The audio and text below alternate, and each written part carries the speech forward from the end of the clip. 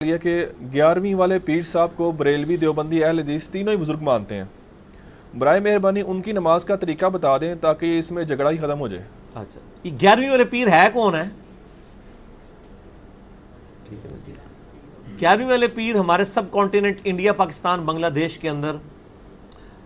شیخ عبد القادر جیلانی رحمہ اللہ تعالی المتوفی 561 ہجری۔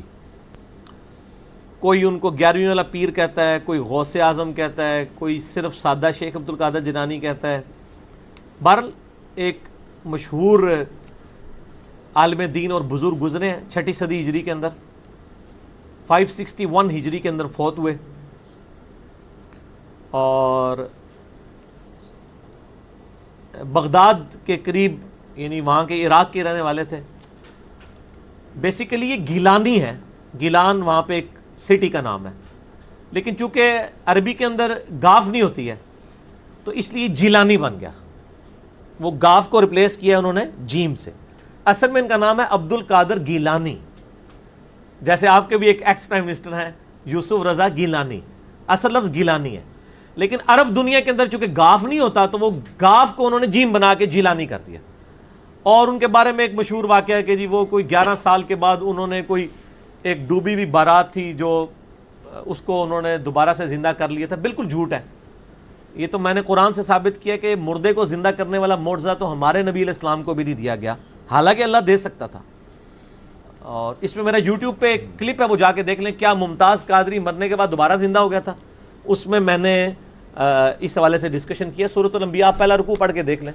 کافروں کا ڈیمانڈ یہی تھی کہ نبی علیہ السلام کو یہ معجزہ کیوں نہیں دیا گیا مردے زندہ کرنے والا۔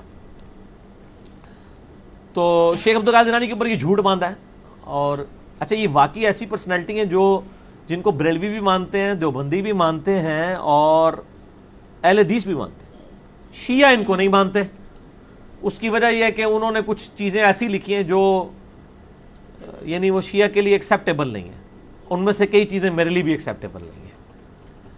ہیں، خصوصاً جنگ جمل صفین اور نہروان کے حوالے سے جو ان کا سٹانس ہے، یعنی میں اس کے ساتھ ایگری نہیں کرتا ہوں۔ ان کی مشہور کتاب ہے غنیت الطالبین، یہ بریلویوں نے بھی چھاپی ہوئی ہے، دیوبندیوں نے بھی، اہل حدیث نے بھی چھاپی ہوئی ہے۔ اس کتاب کے اندر ان کی اپنی تعلیمات موجود ہیں، زیادہ تر چیزیں ٹھیک ہیں لیکن بہت غلط چیزیں بھی ہیں، اور ہمارا تو وہی کرائٹیریا ہے۔ شیخ عبد القادر جیلانی تو بہت چھوٹی ہستی ہیں، ہم تو بڑے ائمہ، امام مالک، امام شافعی، امام احمد بن حنبل، امام حنیفہ رحمہم اللہ اجمعین وعلیہم السلام اجمعین، ان کے ساتھ بھی اختلاف رائے رکھ سکتے ہیں کسی معاملے میں۔ امام مالک کا قول تواتر کے ساتھ نقل ہوا ہے، وہ قبر رسول کی طرف اشارہ کر کے کہتے تھے اس صاحب قبر صلی اللہ علیہ وآلہ وسلم کے علاوہ کوئی شخص اس روئے عرض پہ ایسا نہیں ہے جس کی ہر بات مقبول ہو اور کوئی بات مردود نہ ہو سوائے آپ صلی اللہ علیہ وآلہ وسلم کے، اور ان کے علاوہ کوئی ایسا شخص نہیں ہے کہ جس سے آپ اختلاف رائے نہ رکھ سکتے سوائے آپ صلی اللہ علیہ وآلہ وسلم کے۔ تو باقی تو کوئی مطلب، یہ تو 6 صدی ہجری میں آئے، تو قرون اولیٰ کے بھی بزرگ نہیں ہیں، 6 صدی ہجری میں آئے۔ غنیت الطالبین کی کتاب ہے، بریلوی دیوبندی اہل حدیث چھاپ رہے ہیں،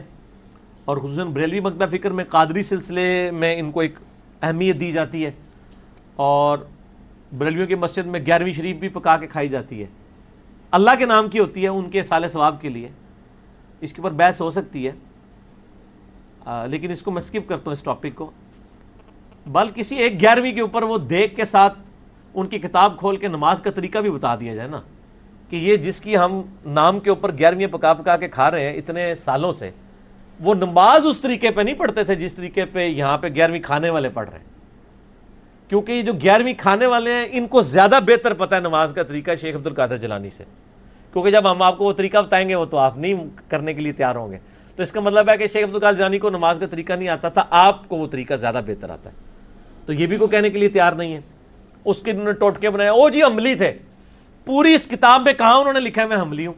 آپ کے کلیم کر لینے سے حملی ہو جائیں گے وہ، کہیں انہوں نے تقلید کے اوپر چیپٹر باندھا ہے کہ تقلید ضروری ہے، ورنہ تو آپ کے بزرگ بابے کتاب لکھتے ہیں تو پہلے تقلید لکھتے ہیں۔ پوری غنیت الطالبین کے اندر کوئی مجھے تقلید کا چیپٹر دکھائے، ان تو لکھا ہے اہل سنت، اصل میں اہل حدیث ہیں جو اہل سنت ہیں، ٹھیک ہے نا، وہ اسی لیے اہل حدیث کہتے ہیں، وہ تو ہمارے بزرگ تھے، یہ کہتے ہیں نہیں او اہل حدیث اور نے تسی اہل حدیث اور ہو۔